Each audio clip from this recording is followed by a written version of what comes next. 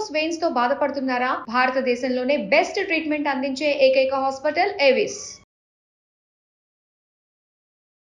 నమస్తే రమ్మగారు. నమస్తే జయ. రమ్మగారు, ప్రయాణాలు చేసేటప్పుడు గతంలో కూడా ఒకసారి మనం మాట్లాడినట్టు గుర్తుంది, కానీ మళ్ళీ ఈ మధ్యన ఎవరో నన్ను అడిగారనమాట.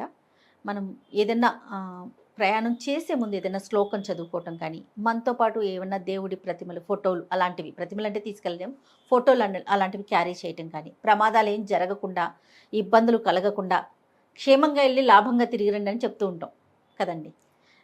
ఏం చేయాలంటారు? వెళ్ళేటప్పుడు ఇంట్లో వాళ్ళతో పోట్లాడి వెళ్ళకూడదు. ఫస్ట్ అదే. మన మామూలుగా ఏదో వాదనలు అవుతాయి. ప్రయాణం ఎవరైనా బయలుదేరి వెళ్ళేటప్పుడు గొడవలకి దారి తీసే పరిస్థితులు రానివ్వద్దు. నిజమండి. వెళ్ళేటప్పుడు ఏదో ఒక ఇష్యూలు కొన్నిసార్లు ఆ ర్యాష్ డ్రైవింగ్ అవన్నీ ఇబ్బంది పెట్టచ్చు. ఇప్పుడు సెల్ఫ్ డ్రైవింగ్ వెహికల్స్ కదా అన్నీను, ఎవరి దారి వాళ్ళు తోలుకొని వెళ్ళిపోతున్నారు. ఈ విసుగట్లో ఏమైనా ఇబ్బందులు పడతారు. అలాంటివి చేయొద్దు. కొట్లాట్లు, గొడవలు అలాంటివి ఉన్నప్పుడు కాసేపు సిమితంగా కూర్చుని మంచినీళ్ళు తాగి అప్పుడు వెళ్ళండి. ప్రయాణాలకు వెళ్ళేటప్పుడు హైరానా, టెన్షన్ క్యారీ చేయొద్దు. ఫస్ట్ అది. ఇది బేసిక్ రూల్ ఎవరికైనా సరే. మనం పిల్లల్ని పంపిస్తాం, జాగ్రత్త జాగ్రత్త జాగ్రత్త జాగ్రత్త అని చెప్తాం. అక్కడికి వెళ్ళకు, ఇక్కడికి వెళ్ళకు, అందులోకి వెళ్ళకు, ఇందులోకి వెళ్ళకు. మా పిల్లలు సాయంకాలం అది పొద్దున బయటకు వెళ్తున్నాడు, నేను జాగ్రత్త అనే చెప్తా. వాడు అనాలి, అనాలి. అనకపోతే నాకు ఫీల్గా ఏమిటి వీడు అనలేదు అలా అనిపిస్తుంది. వాడు అంటే సేఫ్ ఫీల్, వాడు అనకపోతే టెన్షన్. ఒక్కొక్కళ్ళకి ఒక్కొక్కటి ఉంటుంది కదా. అనాలి. వాడు తలకాయ ఊపి లేదా శబ్దం వస్తే వినేస్తే స్థిమితంగా ఉంటుంది. జాగ్రత్త అని చెప్తాం. ఎవరైనా వెళ్తుంటే జాగ్రత్త లాంటి పదాలు ఎక్కువ అనకూడదు. ఓసారి అని ఊరుకోవాలి. కొంతమంది అదే పనిగా జాగ్రత్తలు చెప్తారు, ఏదో కంపు మునిగినట్టు అవుతుంది. నువ్వు ఇలా చెప్పావు అందుకే ఇలాగైందంటారు. అంత ఎక్కువ కాకుండా కొంచెం జాగ్రత్త వహించడం. ఇంట్లో నుంచి బయటికి వెళ్ళేటప్పుడు ఎవరైనా ప్రతిరోజు కూడా దేవుడికి దండం పెట్టుకుని వెళ్తే మంచిది. మనకి ఏదో ఒక దేవతార్చనో, ఒక దేవుడి మందిరమో, ఓ చిన్న గూడో ఏదో ఒకటి ఉంటుంది కదా. మనం ప్రార్థనా స్థలం, దీపారాధన చేసుకునేందుకు పెట్టుకునేది. దండం పెట్టుకోండి, దేవుడికి దండం పెట్టుకుని వెళ్ళండి. అది మనం పరీక్షలకు వెళ్ళేటప్పుడు కావచ్చు, ఇంటర్వ్యూకి వెళ్ళేటప్పుడు కావచ్చు, ఏదైనా మంచి మాట్లాడడానికి, లేదా ఊరికే క్యాజువల్ రోడ్డు మీదకి వెళ్తావు నువ్వు ఏదో పని మీద, ఉద్యోగం మీద. క్యాజువల్గా కూరలు తెచ్చుకోవడానికి వెళ్ళేటప్పుడు దండం పెట్టుకోమని చెప్పట్లా నేను. అప్పుడైనా దండం అవసరమే, కానీ ఏదైనా పని మీద ప్రయాణము, ఊర్లు వెళ్ళేటప్పుడు తప్పకుండా నేను చేసేది చెప్తా చేయ. మేము ఏదైనా 2 రోజులు ఇల్లు తాళం పెట్టి వెళ్ళేటట్టయితే నేను ఎంత తెల్లవారుజాను 3ంటికి బయలుదేరినా ఒక చెంబు నీళ్ళు దిమ్మరించుకుని దీపం పెట్టకుండా వెళ్ళను. బాబు నా ఇల్లు మీ చేతిలో పెడుతున్నా జాగ్రత్త అని చెప్తా. దేవుడికి జాగ్రత్త అని చెప్పడమే అలవాటు నాకు. 4ంటికి 3ంటికి తిరుపతి ప్రయాణాలు, ఏ ఊరైనా వెళ్తే ఎర్లీ మార్నింగ్నే బయలుదేరుతున్నాను. ఖచ్చితంగా దీపారాధన చేసి వెళ్తాను. స్నానం చేయకుండా వెళ్ళను.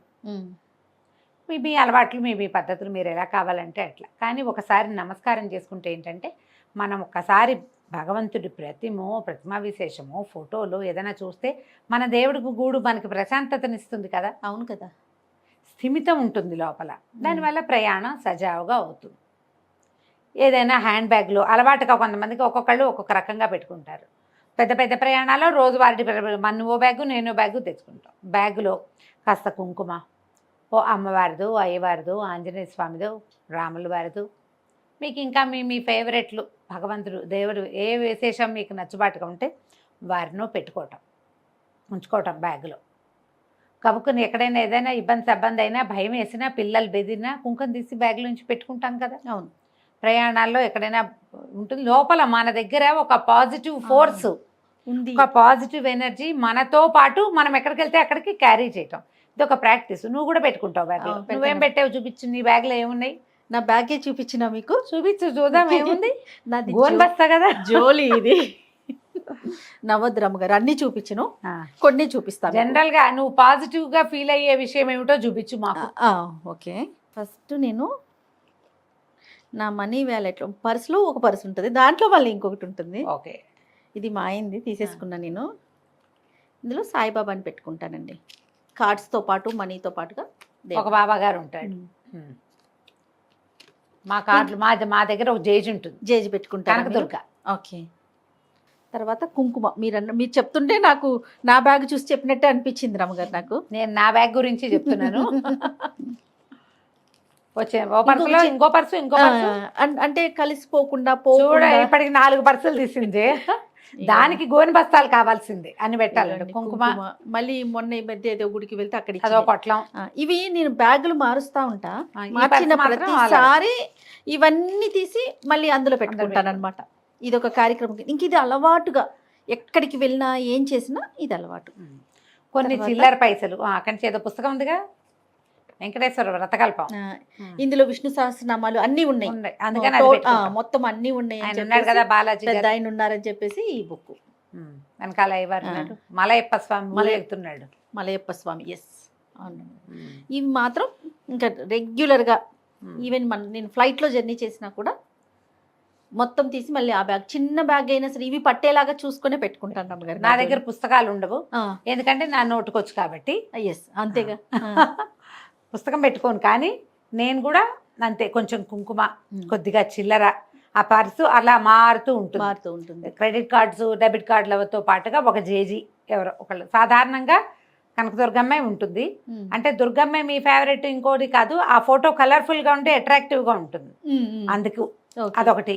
ఓకే, అక్కడి నుంచి లేకపోతే ఇప్పుడు టీటీడీ వాళ్ళది చిన్న వెంకటేశ్వర స్వామి, మలయప్ప స్వామి ఉన్న కార్డ్స్ వేస్తారు, క్యాలెండర్ కార్డులు. అది కొంచెం డేట్లు చూసుకోవడానికి ఉపయోగపడుతుంది. తర్వాత ఏమో ఫోటో బాగుంటుంది. ఆయన ఒక పాజిటివ్ ఫోర్స్ మన దగ్గర ఉంటాడు.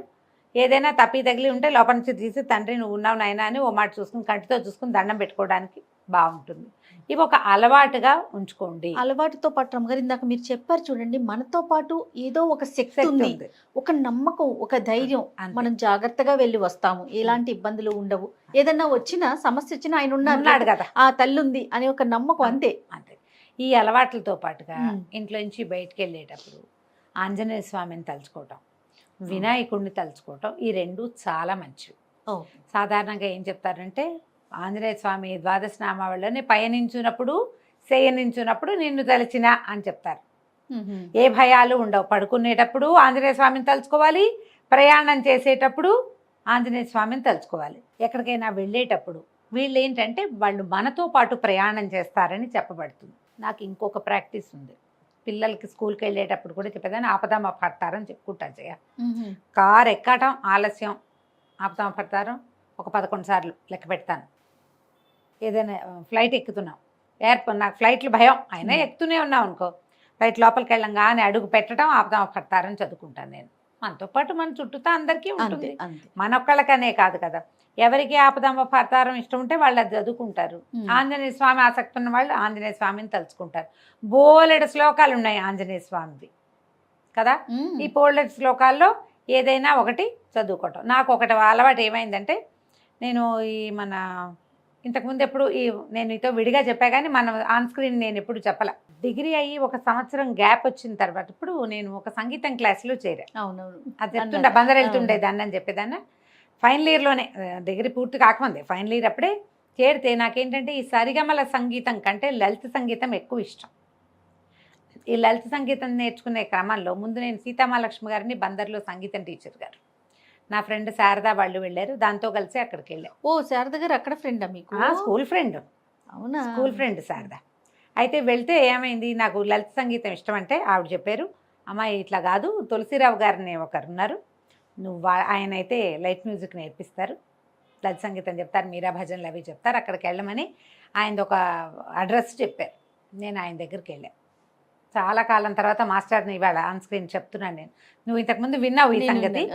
అయితే ఈ తులసిరావు గారి దగ్గరికి వెళ్తే ఆయన వీణ పాఠం చెప్పేవారు. మాస్టర్ వీణ వాయించేవారు, హార్మోని వాయించేవారు, పాటలు చాలా బాగా చెప్పేవారు. ఆయన రామాయణం మొత్తాన్ని తెలుగులో తన భాషలో రాశారు, అన్ని పాటల రూపంలోనే, ఫుల్ రామాయణం, మొత్తం రామాయణము. ఆంజనేయ స్వామికి చాలా ఆయనకి ఇష్టం అనమాట. ఈ ఆంజనేయ స్వామి ద్వాదశ నామావళి ఒకటి ఉన్నది, 12 నామాలు. ఆ 12 నామాలు దాన్ని ఒక చిన్న పాట రూపంలో రాశారు. అక్కడ నేర్చుకున్నాను నేను. అదేంటంటే మేము ఏదైనా క్లాస్ మొదలు పెట్టేటప్పుడు పాడేవాళ్ళం, తర్వాత మొత్తం పాఠం అంతా అయిపోయి తిరిగి పిల్లలంతా వెళ్ళిపోయేటప్పుడు మళ్ళీ ఒకసారి ఆ హారతి పాట పాడుకుని లేచి వచ్చేసేవాళ్ళం. క్లాసు అట్లా మొదలు పెట్టించేవారు అనమాట. వెళ్ళగానే ఒక ప్రార్థనా శ్లోకం, తిరిగి వచ్చేటప్పుడు ఒక ప్రార్థన పాట. ఆ పాటల్లో ఇది అలవాటైందనమాట. హనుమాన్ అంజనీపుత్ర పవన సుదత్తనే మహాబల, శ్రీరామదూత పార్థుని సఖుడ, మెరయి కన్నులవాడ అమిత విక్రముడ. ఈ 12 నామాలు అవును. పింగాక్ష ఫల్గుణ సఖ ఇట్లా ఉంటుంది. దాన్ని ఆయన తెలుగులో రాశారు. అది అప్పటి నుంచి అలవాటైంది జయ. మా అమ్మగారికి అది చాలా ఇష్టం. ఆ రాగం బాగుండేది. భలే అంటే ఒక పాడంగానే ఒక సంతోషం కలుగుతుంది అనమాట, ఒక ఉత్తేజంగా అనిపిస్తుంది. ప్రయాణాల్లో అది పాడుకోవటము, అది చదువుకోవటము అలవాటైంది. ఇప్పుడు ఎన్ని సంవత్సరాలైంది, అన్నేళ్ల నుంచి ఆ పాట అలాగే ఉంది. మా ఇంట్లో ఈ పండగలప్పుడు, పూజలప్పుడు, బొమ్మలు పెట్టినప్పుడు అలా పాడేవాళ్ళం. ఇప్పటికి కూడా మా అక్కయ్య వాళ్ళు తులసిరావు గారు పాట పాడు అంటారు. ఊరికే అదొక పాటలాగా, చిన్న 12 నామాలే ఆంజనేయ స్వామిది, అది అలవాటైంది. గురుగారు వెళ్ళిపోయారు కానీ మాస్టరు ఆయన దగ్గర నేర్చుకున్న గ్రూప్లో ఒక 10-15 మంది పిల్లలు చాలా మంది కలిసేవాళ్ళు. అప్పుడైన ఫ్రెండ్స్ కూడా ఇప్పుడు కూడా ఎవరో ఒకళ్ళు హలో అంటూనే ఉంటారు. తులసిరావు గారు రామాయణం మాత్రం ఎన్ని చోట్ల పాడేమో మాస్టర్ రాసింది. ఆ రామాయణం కథ అంతా ఆ పాటలన్నీ పోయినా ఈ ఆంజనేయ స్వామి ప్రార్థనా శ్లోకం మాత్రం ఉండిపోయింది, ఇంకా అలాగే ఉండిపోయింది.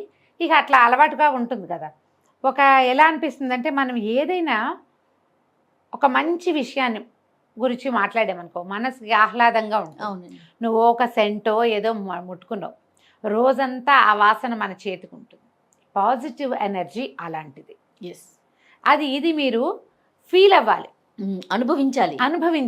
అనుభవించి తెలుసుకోవాలి. ఇప్పుడు వాసన వస్తుంది, కాసేపటికి పోతుంది, ముందు గుప్పమని వస్తుంది, తర్వాత చెయ్యి దగ్గర పెట్టుకుని వాసన చూసామనుకుంటే మన లోపల తెలుస్తుందిగా వాసన. ఇది ఎలా ఫీల్ అవ్వాలి? ఇది మనం వాసన చూడకపోయినా అది మనతో ఉన్నట్టుగా ఫీల్ అవ్వాలి.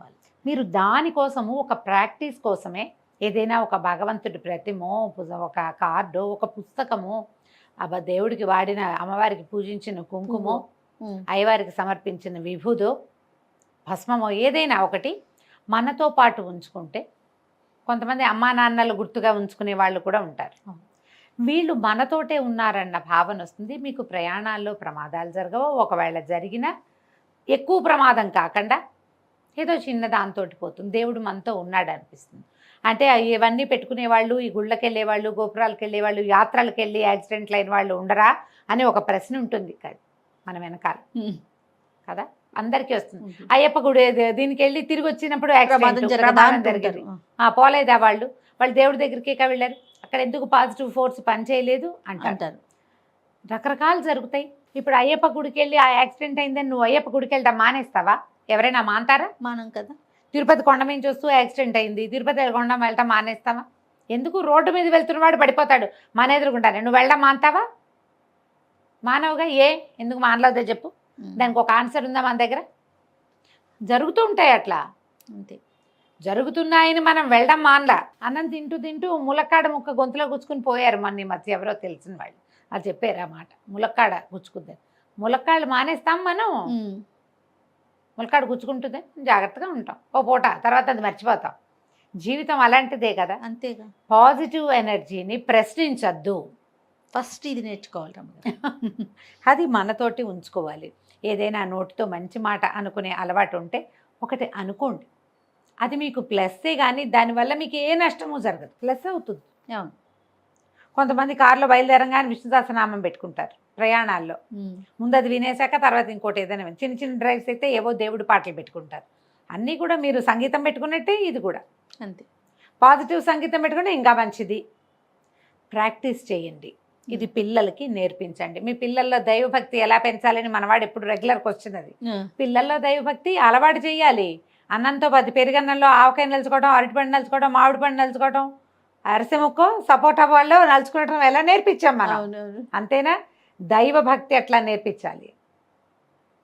నేర్పిస్తే అలవాటు అవుతుంది, తర్వాత దాంట్లో నమ్మకం కుదురుతుంది, తర్వాత దాని ఆలంబనతో జీవించడం వస్తుంది. మనకు కావాల్సింది అది. ఎలాగోలాగా బతికేస్తాం, సంతోషంగా బతకటం కదా ఇంపార్టెంట్, ధైర్యంగా బతకటం ఇంపార్టెంట్. ఆ రెండిటికి పాజిటివ్ ఎనర్జీని మనతో ఉంచుకోవటం ఎలా అనేదాన్ని ప్రాక్టీస్ చేయండి. హ్యాండ్ బ్యాగుల్లో లిప్స్టిక్లు, కాజల్ పెన్సిల్స్ గోల్డ్ అని పెట్టుకుంటాం. వాటితో పాటు దైవ సంబంధమైన ఒక వ్యవహారాన్ని మీతో ఉంచుకోండి, మీ పిల్లల బ్యాగుల్లో ఉంచండి. పిల్లలు ఫారిన్ కంట్రీస్ వెళ్తారు, చదువులకు వెళ్తారు. అవునా? ఓ కుంకుమ, ఓ చిన్న వినాయకుడు రోజు కనపడేలాగా పెట్టుకో, ఆంజనేయ స్వామిని కనిపించేలాగా పెట్టుకో, ఓ బాలాజీ ఫోటో పెట్టు, దండం పెట్టుకో పొద్దున్న లేవగానే. ఇలాంటివి నేర్పించండి. తప్పకుండా రమ్మగారు. నమస్తే. నమస్తే జయ.